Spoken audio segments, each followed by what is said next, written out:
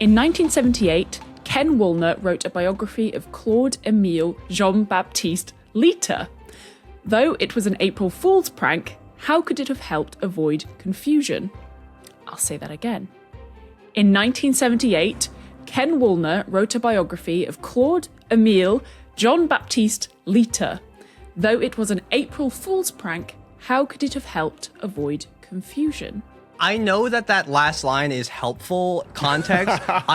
There's nothing better in one of these questions than the last line that makes you like go like, wait, what? Wait, we're talking about what? I need to reevaluate every word you just said. Thank you for taking time. Can I ask what year it was again? 1978.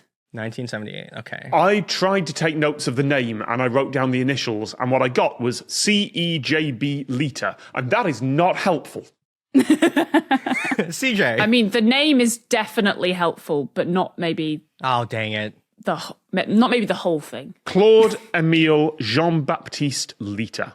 Is it liter like the unit of measurement? Yeah, that's how it's spelled, yeah. So is it something to do with units of measurement? I mean, that's a thing that confuses a lot of people. Yeah. And the biographer was Ken, which sounds very American.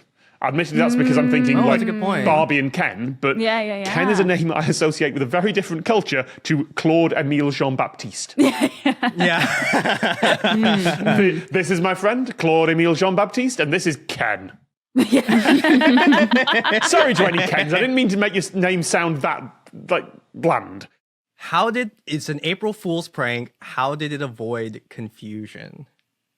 And 1970, so this is pre-internet, so that throws away some of the memes I would be thinking of. But my first thought is because of the names, if the names are a clue, if this is like something, a similar trick to like how the Vampire Weekend song A-Punk was like the top, a huge hit because it was like the first alphabetically. So Wait, it what? would be like the first to play. Yeah, so their song it's A-Punk, like A space punk, and because of that on iTunes, when you would like plug it into a car or something, it's the first song alphabetically, and so so many people know it as like the first song that plays when you like connect to a car or start your iPod back then. I saw someone who had created a song that was just called A.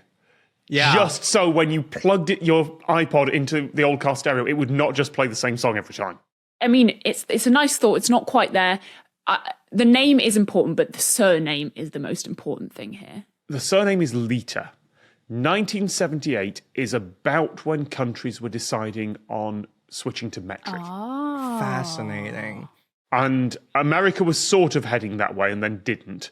Britain was sort of heading that way and ended up in a horrible mess between the two.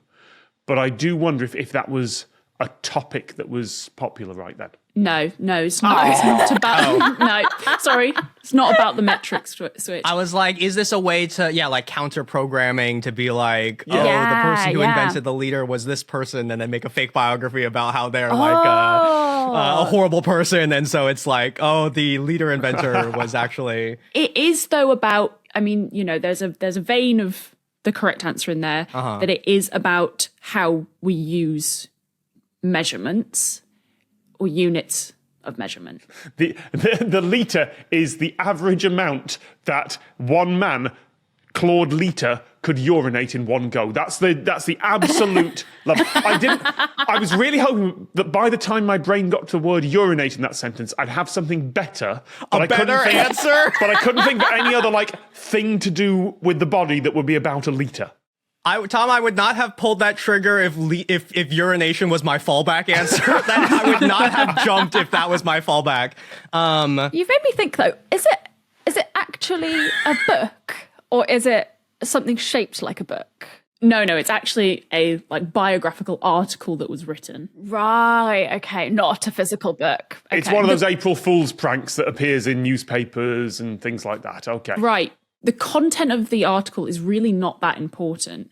It's the fact that it exists at all that Woolner was using to try and make a very pedantic point. Is it just to correct people's spelling or something?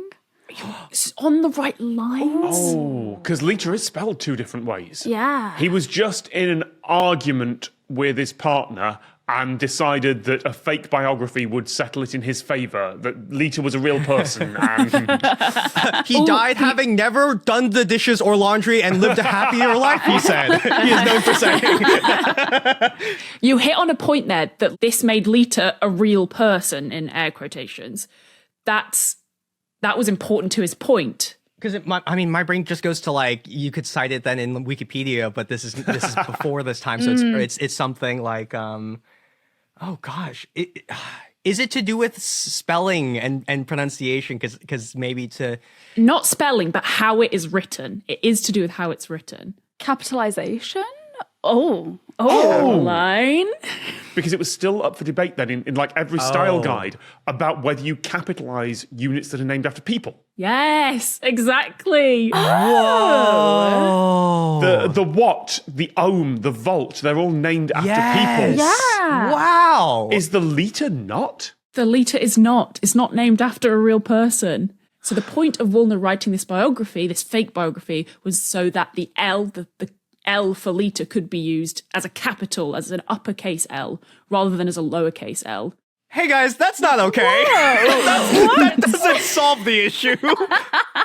A group of US scientists at the time had proposed that the unit for a litre should be written as an uppercase L, since the lowercase version had the potential to be confused with the number 1.